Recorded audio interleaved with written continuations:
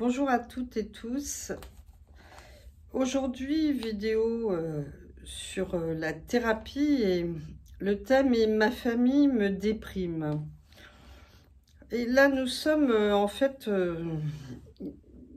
une dizaine de jours après les fêtes et on peut ressentir une sensation vraiment de déprime, c'est très courant parce qu'on a été déçus. On pensait trouver de la joie ou un havre de paix en famille. Or, souvent, c'est pas du tout le cas. Au contraire, il y a une sorte de bilan qui se fait, qui se refait d'année en année. Les relations sont difficiles ou décevantes. Quelqu'un accapare l'attention, et pas forcément les enfants, d'ailleurs. Notamment les vieux parents, il y en a qui veulent rester au centre, continuer à diriger, que les enfants restent des enfants. Ceux qui sont concernés savent de quoi je parle.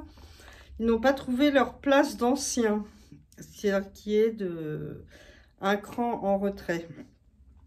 Alors voilà, ce qui devrait être le meilleur et le plus joyeux devient la pire, et le pire et a le plus d'impact en fait, a beaucoup d'impact.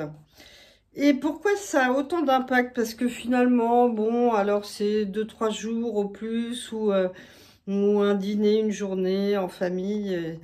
En fait, c'est parce que notre enfant intérieur se réveille. Et notre enfant intérieur est toujours en attente de reconnaissance, en attente d'amour, d'affection, d'encouragement. Et on peut penser qu'on a mis ça derrière soi, mais souvent on se trompe. Par exemple, j'ai une patiente qui me dit « Ouais, moi avec mon père, voilà, j'ai fait le bilan. Effectivement, le père se positionnait très mal. J'ai fait le bilan, c'est terminé, je veux plus le voir. Et pour moi, ça c'est bon, c'est réglé, c'est fini. » Et donc, ok, seulement au moment où elle a fait ça, eh bien, elle a choisi un compagnon qui ressemble étrangement au père. Donc là, bon, voilà, ça. Et quand on attire l'attention là-dessus, il y a beaucoup d'émotions qui se manifestent. Donc on voit bien que, vous voyez, s'il y a beaucoup d'émotions, on sait qu'on est dans l'enfant. Et qu'est-ce qui va pas dans le fait d'être dans l'enfant? Parce que ça pourrait être sympathique, l'enfant libre, joyeux. Il y a des parties de l'enfant qui sont formidables, qui nous permettent de rire, de nous amuser. Mais en fait, le problème, c'est qu'enfant, on s'est fait des règles de vie sur une vision morcelée, forcément, puisque un petit comprend pas vraiment les choses, ou comprend dans une logique un peu étrange, d'ailleurs, qui nous amuse beaucoup parfois dans la logique de nos enfants. Par exemple, des quiproquos, je faisais revoir les leçons à un enfant de ma famille et je pose la question sur bah voilà, la leçon à apprendre, et la petite fille me dit « Mais tu sais pas ça, toi ?» Donc, vous voyez, c'était adorable, mais une vision morcelée. Si je l'interrogeais là-dessus, c'était parce que du coup, bah sûrement je ne le savais pas. Et alors j'attire son attention là-dessus, elle me dit « Oui, mais en fait peut-être, je me disais que peut-être tu avais oublié. » Donc voilà. Alors, donc l'enfant ne comprend pas tout, mais l'enfant reste énorme dans notre psychisme et essaye d'interpréter notre vie d'adulte, ce qui donne beaucoup de confusion.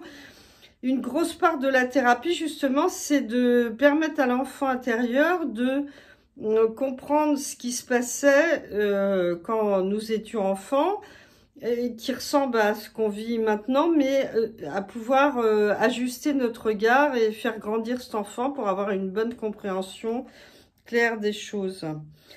Alors voilà, le problème, c'est que notre enfant intérieur, en général, contamine notre partie adulte. Et ça, alors, moi je dirais que c'est vrai pour quasiment tout le monde, hein, selon les registres.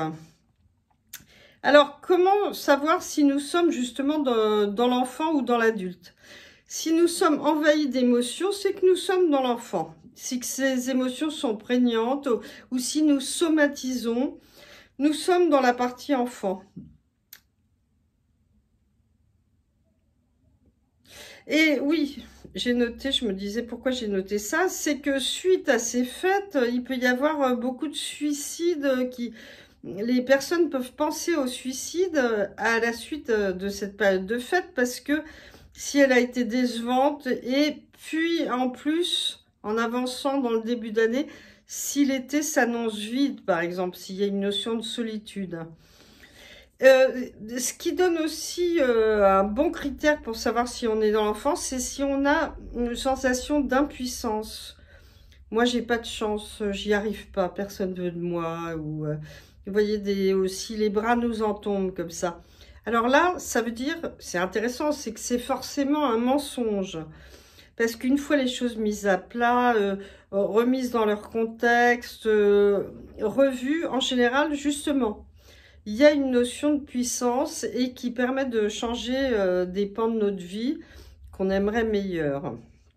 Donc on se prend en main, on va de l'avant, on va en thérapie pour trier les choses, pour tirer les choses au clair et agir dans un sens constructif et surtout réaliste et pas avec ces illusions d'enfants étranges. Voilà, donc je vous souhaite d'oser franchir le pas et une vraie thérapie, pas de pauvres séances qui servent à rien. Il faut comparer avec aller chez le kiné, si vous voulez, si on veut se remettre la cheville ou l'épaule, c'est pas en 2 séances, hein. Et ça prend largement autant de temps.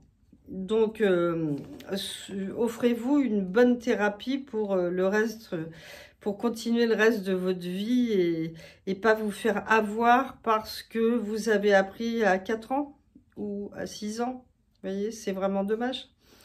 Alors, pour soutenir la chaîne, pour m'encourager, mettez des pouces, partagez et abonnez-vous. Et merci beaucoup et à bientôt.